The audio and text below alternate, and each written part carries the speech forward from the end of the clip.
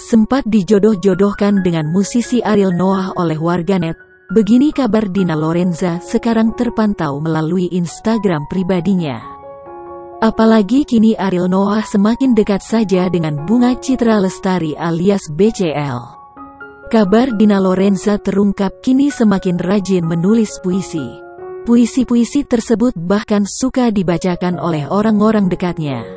Kisah Dina Lorenza yang dituangkan dalam bait puisi itu memantik reaksi warganet mengaitkannya dengan mantan kekasih Luna Maya itu.